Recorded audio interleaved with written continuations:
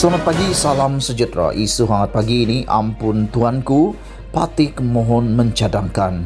Berita sepenuhnya, Presiden PAS Datuk Seri Abdul Hadi Awang pernah mencadangkan kerajaan tanpa pembangkang. Tun Dr. Mahathir Mohamad mencadangkan kerajaan perpaduan. Veteran DAP Lim Kiat Siang mencadangkan kerajaan gabungan. Ketiga-tiga orang tua, kita telah membuat cadangan ini walaupun pada garis masa yang berbeza. Walaupun namanya berbeza, matlamat dan maksudnya sama. Presiden PAS mencadangkan idea ini ketika negara penat berhadapan dengan pilihan raya kecil demi pilihan raya kecil. Ketika itu PAS adalah pembangkang tetapi pemerintah di beberapa negeri. Dr. Mahathir mencadangkan kerajaan perpaduan apabila langkah Sheraton digerakkan sehingga menjatuhkan kerajaan Pakatan Harapan. Namun ia ditolak oleh semua parti termasuk PH dan PAS yang pernah mencadangkannya. Terbaru, veteran DAP mencadangkan kerajaan gabungan bagi menyelesaikan pertelingkahan yang berpanjangan kerana kali ini rakyat benar-benar menjadi mangsanya. Ketika negara dan rakyat perlu menjadi tumpuan, negara bergolak kerana politik yang berpanjangan. Semalam, 14 Julai 2021, 118 lagi rakyat negara ini meninggal dunia akibat COVID-19. Sehingga kini 6.503 rakyat negara ini sudah meninggal dunia, manakala 856.000 sudah terkena wabak ini.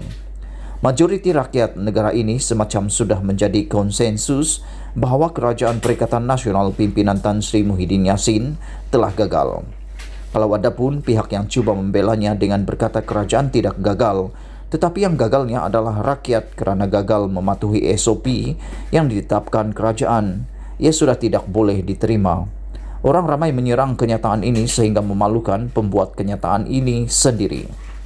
Jika berjaya pun sidang parlimen diadakan dan kerajaan PN gagal dalam undian percaya atau tidak percaya, apakah kerajaan yang akan dibentuk nanti akan stabil? Sudah pasti negara kerajaan PH dan PN akan berulang kembali. Pihak yang kalah akan menyerang kerajaan baharu ini. Ini kerana bentuk undi yang dibuat dalam PRU 14 lalu tidak memberikan mandat kepada mana-mana parti dengan jelas dan mempunyai majoriti yang cukup besar. Oleh itu, mahu tidak mahu kita perlu meredakan ketegangan yang tidak perlu ini. Pasukan dan kaki tangan penjagaan kesihatan kita perlu fokus dan mendapat hala tuju, bantuan dan kerjasama yang jelas dari kerajaan. Ada juga yang berkata, kita perlu bagi kerjasama kepada kerajaan Mahyadin untuk menjalankan tugasnya. Itu jika kerajaan ini berjaya. Tetapi kalau sudah gagal, bagaimana orang ramai akan memberi peluang itu lagi? Apatah lagi ahli-ahli politik. Mereka akan menggunakan kesempatan untuk menjatuhkan kerajaan PN ini. Lihat apa yang dilakukan oleh UMNO baru-baru ini. Untuk menyelesaikan masalah ini, rasanya tidak salah kita mendengar pandangan tiga orang tua kita itu. Biarlah apa sahaja nama kepada kerajaan ini, asalkan semua parti politik yang ada wakilnya dalam parlimen diberikan peranan sewajarnya dalam kerajaan ini. Bahagilah kepada parti-parti politik ini untuk menjaga portfolio dan kementerian masing-masing yang dikira layak untuk tokoh berkenaan sesuai dengan pengalaman dan kebolehannya. Misalnya, jika Kementerian Pertanian diberikan kepada parti amanah untuk menjaganya, maka amanah perlu memutuskan calon terbaik mereka untuk menjaga kementerian ini. Begitu juga kalau PAS dikatakan sesuai untuk menjaga Kementerian Agama, maka PAS kena carilah tokoh terbaik mereka.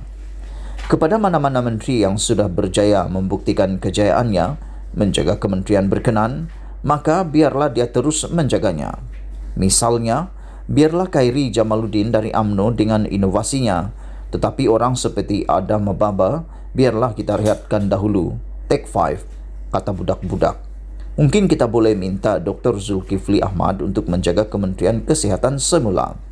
Mungkin Dr. Zulkifli Al-Bakri tidak berapa sesuai menjadi menteri. Biarlah beliau kembali jadi mufti semula. Kita boleh gantikan beliau dengan Tuan Ibrahim Tuan Man dari PAS, kerana dia tidak nampak berapa sesuai dan berjaya ketika menjaga air dan alam sekitar ini. Pengangkutan kita perlu bagi kepada Anthony Locke. Semula kerana terbukti beliau berjaya menjalankan tugasnya dengan baik ketika menjadi Menteri Pengangkutan dahulu. Kepada mana-mana menteri dari Bersatu yang kita anggap berjaya, kita boleh kekalkan. Untuk Perdana Menteri, kita boleh namakan ia Perdana Menteri Interim sebagaimana yang ramai disebut orang sekarang. Tengku Razali Hamzah dari UMNO atau Anwar Ibrahim dari PKR yang memimpin parti yang mempunyai paling banyak kerusi boleh jadi Perdana Menteri Interim sehingga PRU 15 ini 2 tahun sahaja. Biarlah mereka menjaga kementerian dan portfolio masing-masing sepanjang 2 tahun menjelang pilihan raya umum ke-15 ini. Buktikan bahwa mereka mampu berfikir dengan baik, kreatif dan seterusnya rajin bekerja untuk rakyat. Jika kita kekal dalam keadaan sekarang, rakyat akan terus menjadi mangsa. Menjadi sifat ahli politik, mereka sentiasa mahukan kuasa. Jadi sudah sampai masanya mereka berkongsi kuasa untuk rakyat negara ini sekarang. Fasta bikul khairat atau berlumba-lumba untuk membuat kebaikan. Setiap kementerian yang dipimpin oleh parti yang berbeza akan berlumba-lumba untuk menunjukkan kementerian mereka yang terbaik bagi membolehkan rakyat memilih mereka dalam PRU 15 nanti. Kepada ahli politik, saya mohon mencadangkan kepada Yang di-Pertuan Agong, ampun tuanku patik mohon diperkenan. Berita dipetik dari Malaysia Deadline. Sekian isu hangat pagi ini. Jangan lupa tekan butang subscribe dan kita jumpa lagi. Bye-bye.